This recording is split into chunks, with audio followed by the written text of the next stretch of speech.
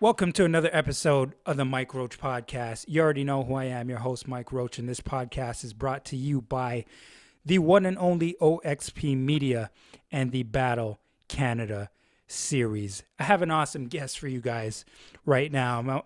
I want to get right into this because I'm super excited. But play-by-play TV announcer for the Toronto Raptors, Matt Devlin. Matt, thank you so much for joining the show today, brother.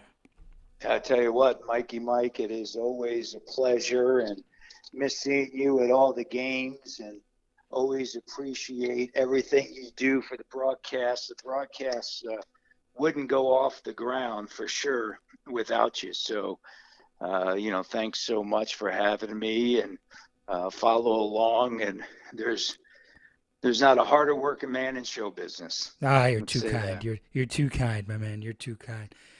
But man, I'm hoping all is well with you and your family. Is everything okay with you guys since this has all Yeah, began? they are. And likewise, I hope the same for you and yours and everyone that's out there. Obviously, we keep up with all the news on a daily basis, and fortunate enough to have, all my three boys home, two of which are in high school, and one that is off to school, but we were able to get him back home, and that was obviously a big relief. And checking in as everybody is on family and friends and those that are in some situations where you want to make sure that they're doing okay. So that's really what over the course of the last, what's it been now, 3 weeks. Yeah, pretty much.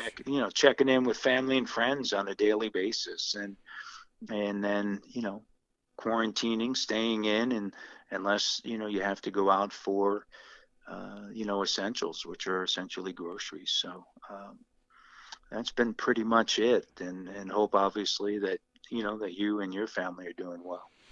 I mean, we are. It's pretty much. Honestly, it's exactly what you just said. Just the essentials. Work home. You don't want to be doing much more than that. Um, Right. does your wife have a list of things for you to do around the house that you haven't done in the last 3, 5, you know, 10 years?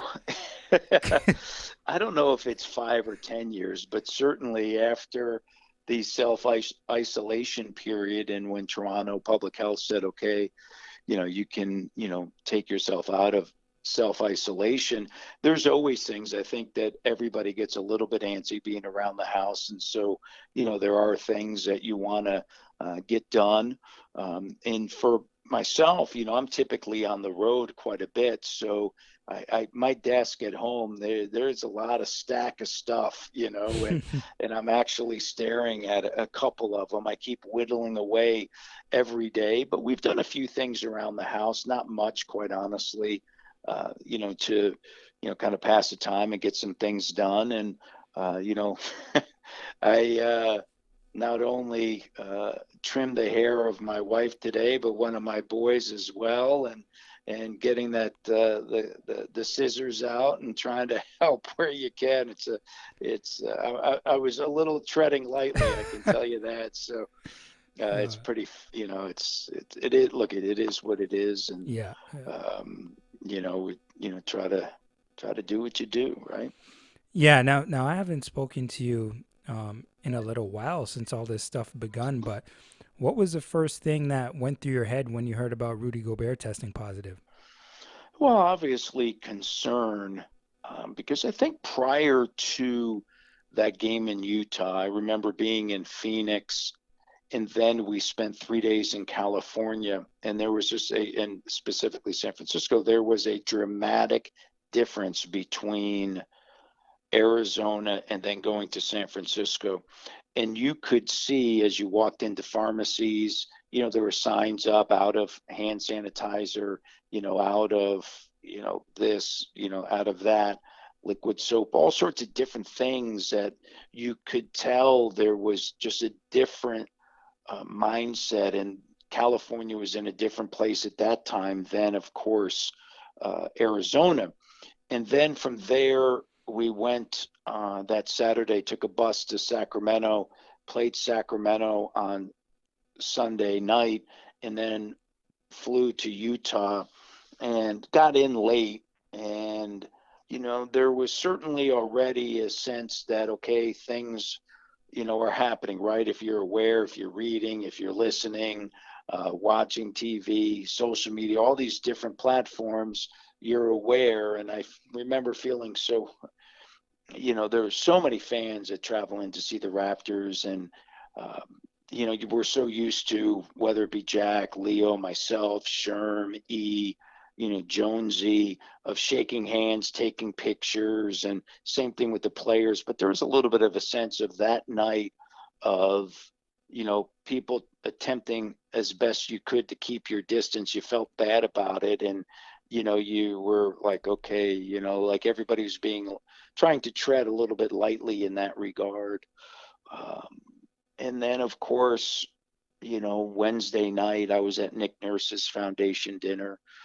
And, late that evening was when, the word started to obviously get out with respect to Rudy. And then you're concerned, where we broadcast games, Mike, is we used to be on the floor in Utah. They moved us up to the concourse level. So we were really far from the floor. So there wasn't direct, um, connection to the players or a lot of the Utah staff. So anyway, you're concerned about Serge and about the players, OG, and everybody that's on the floor playing that game. Clearly, as everybody knows, the Raptors staff, traveling staff, was eventually uh, tested, and everybody tested, negative at the time at which they took the test, and the self-isolation, and as well as just, speaking to Toronto Health. So it happened uh, rapidly, as we know. And, as we all know, we're not immune to this, right? And so you have to be cautious and careful and wash your hands and practice social distancing and all those things. But, your concern at the time is not only for Rudy and for Donovan Mitchell, but everybody, right? It's not, you know, isolated to just, oh, well, this player or that player. It's your neighbor, it's your parents, right? I think for me, directly, I started thinking about them and getting on the phone with them. They live in New York City, and they're 79 years of age, and fortunately, with my brother and I were, talking with them, and they, decided to, leave, New York City. I guess it's about 2.5, 3 weeks ago. And that was, I think at the time, the right, move to make. And, so you check in on them. And I think just for anybody, right, Mike, that you think about those around you, and your loved ones and your neighbors and your community. And that's really ultimately where my thoughts went when I heard about Rudy. Are you optimistic that there's going to be a season? Well, I think that you always try to remain optimistic because uh, you want to believe that it's going to happen. But for me to say today, Mike, that it's going to happen, how do I know? How do any of us know, right? What we're talking about today is different from 7 days ago, is different from 14, is different from 21. And we've seen that progression throughout.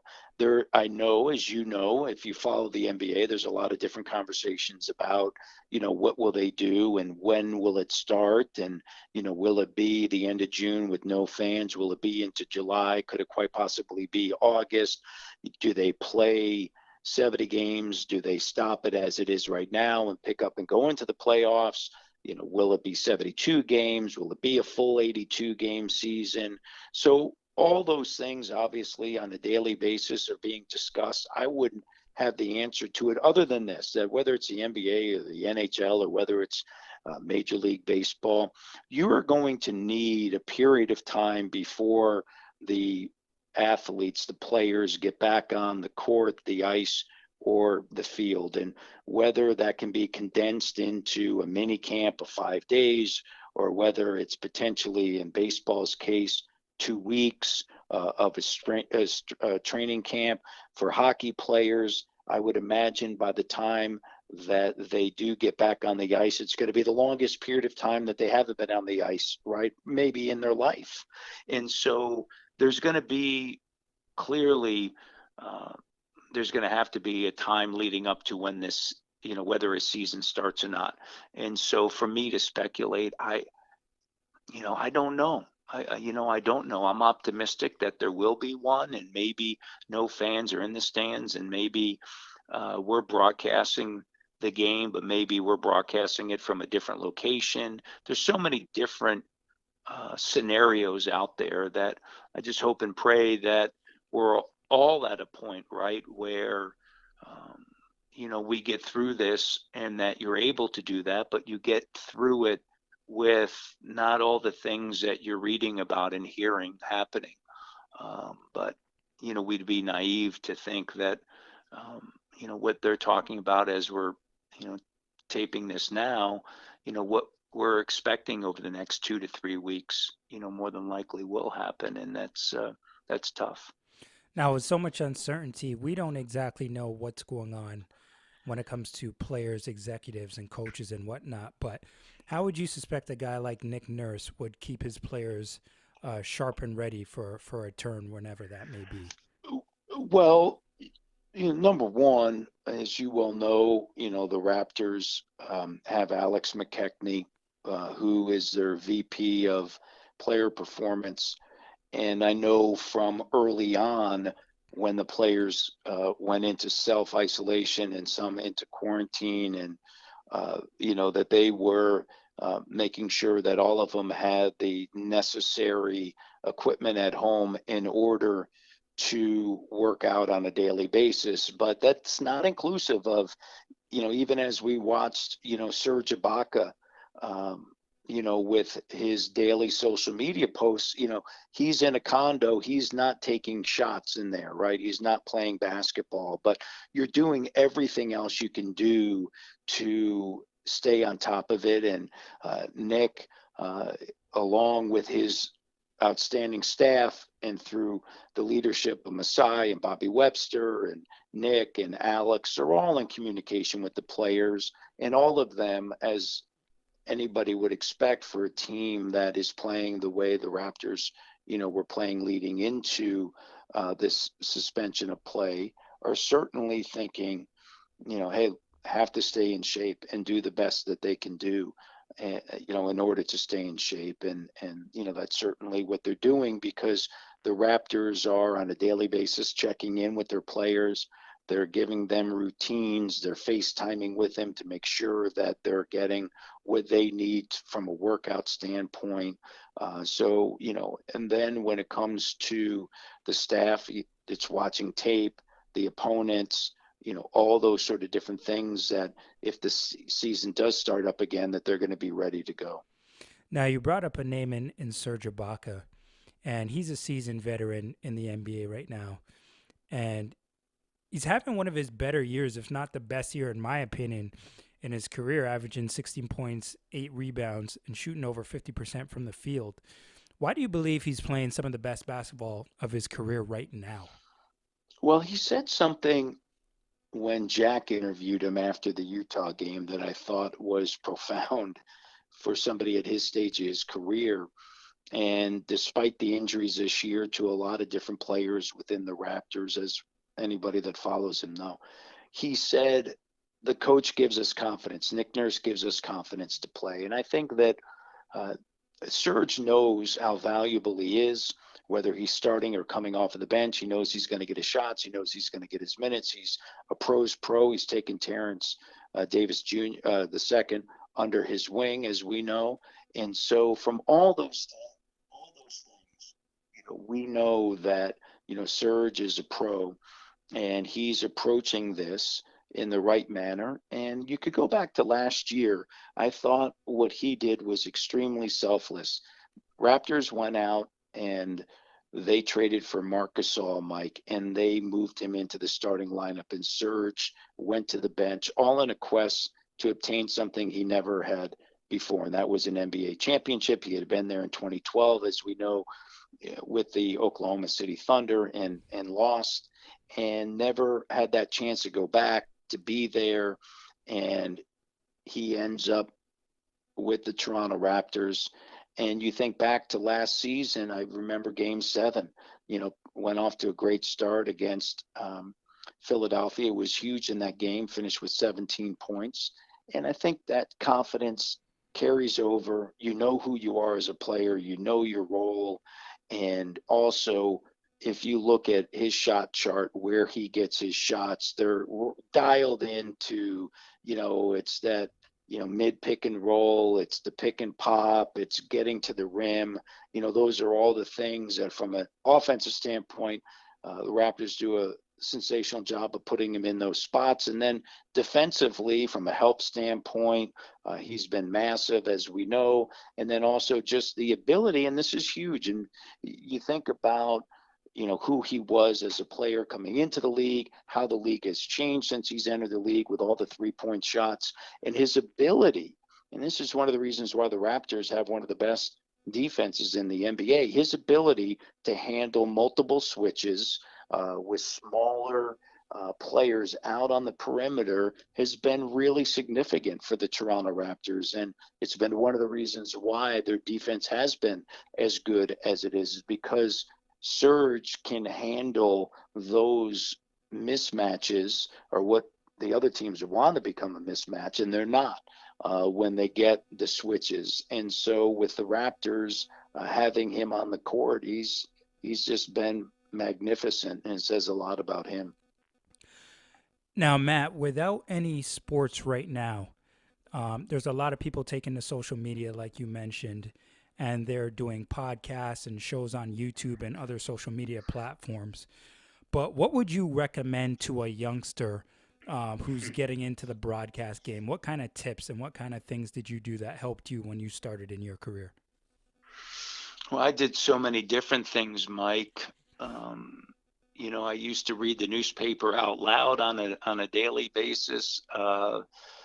After I got out of school and got into the profession, I would tape myself.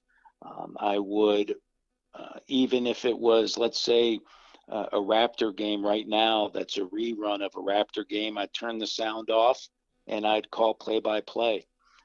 And so I used to do that.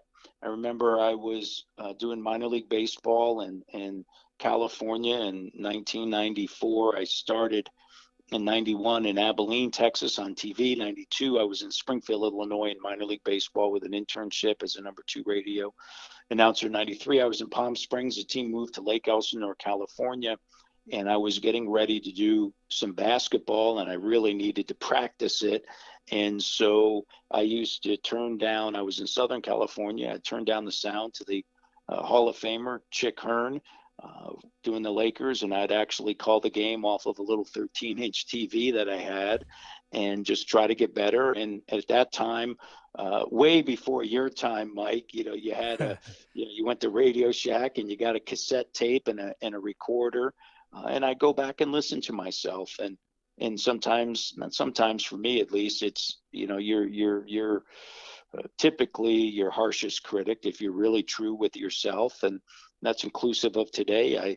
I watch a lot of the games. I hate listening to myself. Well, you know what? No, I don't know that anybody ever gets used to it, Mike.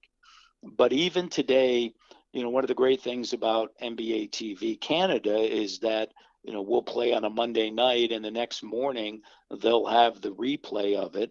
And as I sit here and get ready for the next game and do my work at my desk, I'll have that on and I'll be able to listen to myself and, did I handle that right? Could I said something differently there? And then ultimately, you want to get to the point where you are comfortable just closing your eyes and seeing a game unfold before your very eyes, and in your mind, and calling that game. Mike across the timeline brings it off to the right wing, sends a pass over to Lowry. Lowry, one time on the floor, gets into the paint, puts it up, and it rattles around, pops out. Serge Ibaka on the offensive glass, puts it back up and through, and the Raptors get the 2. I don't know. You try to create all of that as you go with every single sport. And that's the same thing with respect to baseball, right? Painting that picture of, the right-hander comes set at the belt as the left-handed swinging, Mike Roach stands in the batter's box. Here's the pitch, swung on, hard ground ball through the right side into right field. And Mike takes a turn around first base, and now he'll trot back to the first base bag. And it's the same thing in football, right? Down, distance, there's a cadence to it. First down and 10 from their own 20, So there's all sorts of different things that you get. And as I'm talking to you right now, you close your eyes and you imagine all that happening in your mind, and you let your mind go, and you try to call the game, and even without the game being in front of you. And when you get comfortable with that, I think that really allows you to take a game in and call the game. And the most important thing for any young announcer is not only do you have to be prepared going in, and I do hours of work before I even get to the arena, because I know once I get to the arena, my time is really limited because there's so many other responsibilities, that once you get there and you get into the game, you allow the game to dictate where you go. And so you want to stay on top of it. But then if the game allows you to have some fun with it, you go there. As we all are now, or not all of us, but certainly I am watching a lot of, the reruns of the Raptors from a season ago. You can tell that, it's more playoff mode for everybody in the broadcast crew, right? Yes, you're going to have some fun, but Game 7's Game 7. And so you're dialed in. And so, the game always tells you which way to go. It's, the ability to read it that sometimes is hard, and it's acquired through time. But those are all kind of important steps as you try to get better, and know that it's okay to make mistakes. We all have. And no matter, there's always this search for a perfect broadcast. There's been some that I felt like it's as good as you'll ever get, including Game 7 of the Philadelphia-Toronto series. But even still, I go back and listen. I could have done this. I could have said that. So that's the quest that's kind of out there. But just understand, you'll make mistakes. Just try to get better every day. And, it's crazy. I've been working with you for about 7 years now, and sometimes even when I'm there behind the scenes and I'm watching you, I'm still in awe at how easy you make it look. Because when you're watching it on TV, it looks like, okay, there's Matt Devlin, and he's on the mic about to call this game. But people truly don't understand how much it takes and how much goes into an actual broadcast. And it's always amazing for me to watch, even on a game-to-game basis. I don't know, I can't really describe the feeling because, we're two guys who have the love and the passion, especially you. You're a real seasoned veteran at doing this. So does that passion ever leave you, or does it just No, I stick think with you? well, first of all, thank you, Mike. I mean, it means a lot when, your peers say those sort of things. There are things behind the scenes that you see that, we call the game opposite camera side. So that means at home when you're watching the TV, you'll see a player's left shoulder. We actually see the right shoulder where we're sitting. And so that's why if people do watch me, I'm looking at the monitor, looking back up at the court, looking at the monitor back up and forth, right? And you're trying to always understand that what people are seeing at home is on the monitor, but I'm seeing right wing, you're seeing far side of the court. I'm seeing near side of the court, right? So there is a difference, because 95% of the arenas that you call the game is opposite camera side. As you know, you have the producer and director talk to you. Our setup is not only do we have Dave Leader, and of course up until this season or midway through the season, Dan Gladman, and then our director Chris Phillips, and then John Russin, who runs Chiron, but then also works in stats as well. So he does a ton of stuff for us to get stats, but then during the game, he'll come in my ear as well and say, hey, it's a 14-2 run, or he'll add some of those things. And so you're listening to your broadcast partner, Leo or Jack, and then you may have your producer in your ear, every now and again your director, and then you have John in your ear, and you're trying to listen to your broadcast partner, and then also you're trying to call the game as well. So there's a lot of different things, And as you well know. that's the part I find tough, when somebody's talking to you at the same time. And that just becomes, that's just something that's learned, right? That you get used to, the more time that happens. And there are times where, there are times where you kind of get a rhythm. Everybody works together long enough where a rhythm kind of develops, and so you can expect when some of those things happen. But it's live television too, right? As you well know, how many times before our open of a show, our open changes 30 seconds before we hit the air. Yep. Because somebody's playing, not playing, right? I mean, and that's something that when you're younger, sometimes it's harder, but yet the more you do it, you realize that, okay, that happens. I'll never forget, I was doing a playoff game, and it was one of my first time, if not my first time, on TNT doing a playoff game. And this must have been 2005-ish, right in there, 04-05 season, maybe. No, it would have been earlier than that. It would have been 02-03 season. So maybe it was 03. And it was Indiana, Boston, I believe. But we were coming on the air, and the monitor froze. And so fortunately, the stage director, and this is what people don't realize how many people it takes, but they recognized it because I saw it. Then the producer is in my ear walking me through the scene set, right, of people coming in, people, into the arena, and all these other different things. So that happens at that level. It can happen anywhere. The more times that you deal with it, the better prepared you are for it. And I've always said this, that as much as you'll see Leo, Jack, and myself, and then obviously Sherm and Jonesy and Eric and Danielle and Kayla, and Kate and Rod and Brad and everybody, and Coach Sam and Alvin, everybody that's a part of the broadcast, right? It's always about those that are around it. It's about yourself. It's about Roberto, who's our stage manager. It's about the cameramen and women. It's about the men and women in the truck. It's about every person that is involved in that broadcast. That, there's how many on that crew? 30 some odd people that are there.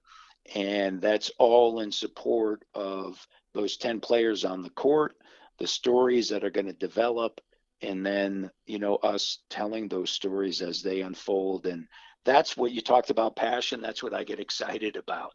It's live television. There is no script, and you have storylines, and the ball goes up, and then the game is played. It's the ultimate reality show. And you're speaking of passion and love. This is one of the reasons I love to do podcasts like this, is because I ask you to come on the show, and you don't have to do it, but you gracefully come on and do the show.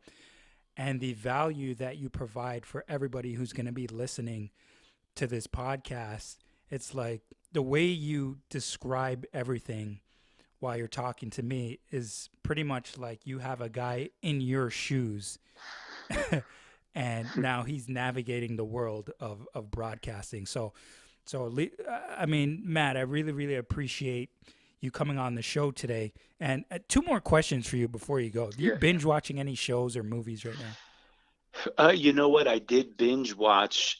Well, in the past, I binged Peaky Blinders. Oh, okay? I just started watching that. Yeah, so I got into that over the last couple of seasons. That would be one of the shows during the season, which I typically, I don't know. I'm horrible at downloading stuff onto an iPad, and I get on the plane and I'm doing other stuff other than watching movies. I've done more of that probably over the last season or so. I mean, you have to remember, Mike, I remember when I was calling minor league baseball, the big thing was if we got a VCR bus, so we Oh, could put a VHS tape in. Okay. wow. And that was like the big thing. And not everybody on the bus even had a Walkman. Remember the Walkman, Oh, yeah. right? And very few had the yellow one, which was the sport, right? So uh, now I just probably over the last couple of years have taken more advantage of downloading and watching different movies and shows and whatnot. But the one that I um, binge watched last week was Brockmire, which is on Crave, and it's about a broadcaster that goes sideways. Hank Azaria is in it. Joe Buck is in it. Tim Really? Kurkjian is in it.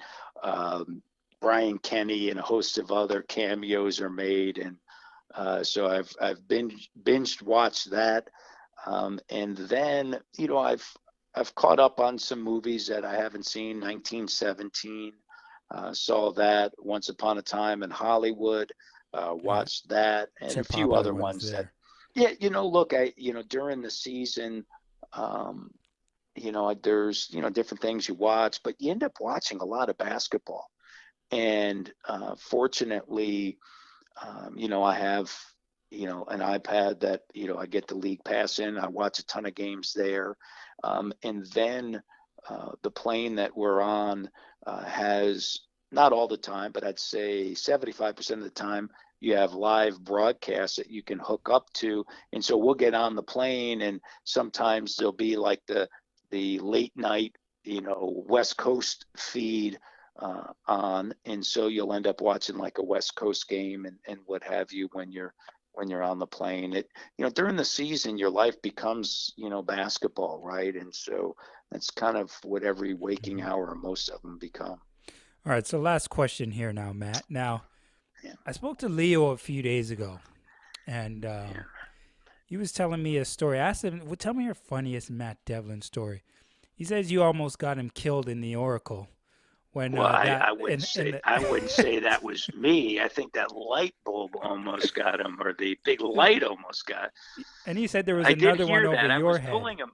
I was pulling him closer to me, hoping that obviously he wouldn't get hit. But then, of course, as we both looked up, there was another massive light right above us. Thank God he didn't get hit. It Oh, would I'm have, telling you. definitely, I think his right shoulder area. But then somebody came over to do that, and then at the same time I'm calling the game, and Leo eventually, I think if my memory serves me, is like, hey, I almost got hit by a massive light bulb here. And it wasn't even a light bulb, it was a light. Unbelievable. But we have a lot of fun. um, Same thing with Jack, Leo, our whole crew. It's a great crew. And there's not one story that sticks out.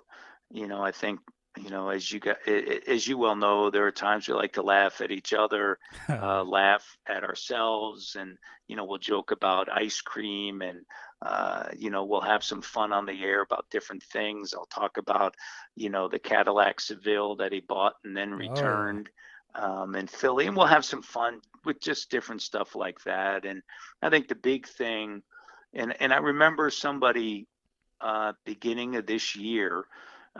It was after, so, you know, we hadn't seen each other probably for, I don't know, 2 months. And it was before one of the, or after, I should say, one of the preseason games. And Jack, myself, Leo, Rod, and a few other friends were all at a restaurant. And a couple that wasn't far from us came over and said, like, it's actually great. We're huge Raptor fans, and it was, very nice words that they said to us. But they said, we didn't realize like how good of friends and how close you guys really are, because we've watched you all over here at this table laugh and have a good time together. It's great to see that, who you guys and the relationship that you have on the air is the same off. And that you sit next to us, Hmm. right? And we Yep. have fun with one another. We needle one another. I know, Leo's family. I know his boys. He knows my three boys, my wife. We know his wife. I mean, we go back a long way. He's like a brother to me, and same thing with Jack as well. And are close friends, and you have fun, and you needle each other and have a good time. But at the end of the day, you always know that that person's going to be there, for you. And that's, truly what all of our relationships are. And I think you get a chance, to see that on the daily basis, as chaotic as our pre-game schedule is, Yes. right? From running Yep. here, running Oh, there, yeah. running over there, so that's it. There's a lot of funny Yeah. stories along the way. And, I couldn't be any more blessed from working with all of you guys. You know what I mean? And I guess sometimes you really do take it for granted. I actually miss all of you guys right now because Yeah. nothing like this has ever happened before. But I actually miss all you guys, and I'm looking forward to seeing you guys all again. I hope the season does resume. If or when, I don't know how they're going to do it. We're all going to have to wait and see. But Matt, I want to thank you so much for taking the time to come on the show. I really appreciate it. And like I said, man, I'm really hoping to see you and all the other guys again soon. Well, Mike, first of all, thank you very much. I appreciate you asking me to come on. That's one. And two, best to you and your family. And I say this sincerely. I don't know if people realize how hard you work at your craft and what you do. And I admire that in you, and really wish you, as you well know, the very best. And I can't wait to be sitting courtside with you again, calling a game. Um, you know, we, you think about where we would be, today, and Friday, April 3rd, Milwaukee at Toronto, right? A rematch of the Yep. Eastern Conference Finals, um, and last night, Wednesday, is Toronto at Milwaukee, right? And two pivotal games against the top two teams in the Eastern Conference, and that's where we are with respect to the schedule. And then, Sunday, Raptors headed to Houston to take on the Rockets. And but more importantly, at this time, that everybody's doing what needs to be done to flatten the curve and get through this. And we hope for better times in the future. That's for sure. Yep. Couldn't have said it any better. Matt, all the best to you and your family, and looking forward to seeing you soon again. Thank you so much, my brother. Thank you, brother. Thank you. All right. Have a good one, man. Hey, thanks, buddy. Okay. No problem. Take it easy. Best to you guys. All right. You need anything, you just let me know. Okay, buddy? No problem. That is Okay. play-by-play TV announcer for the Toronto Raptors, Matt Devlin, people. Thank you so much. There you go, folks. Matt Devlin, he took you into the world of being a broadcaster and just provides a ton of value for everybody. I'm not going to drag this out. It's been a long podcast, and people have short attention spans. Yeah, that's right. I'm talking to you all out there. It's your boy Mike Roach here from OXP Media. Make sure you follow us on Instagram. Make sure you follow us on Spotify and iTunes at Mike Roach 7 on Instagram, oxp.media on Instagram. Follow your boy Matt Devlin on Twitter and on Instagram. And people, we're going to be bringing a lot of content to you now, okay? We got nothing but time on our hands, and we're in our houses. So let me know what you want to hear about as well. Email us, hit us up in our DMs. Looking forward to bringing you some more content soon, and you'll hear from me again soon in the next few days. It's your boy Mike Roach, OXP Media, and I'm out, baby.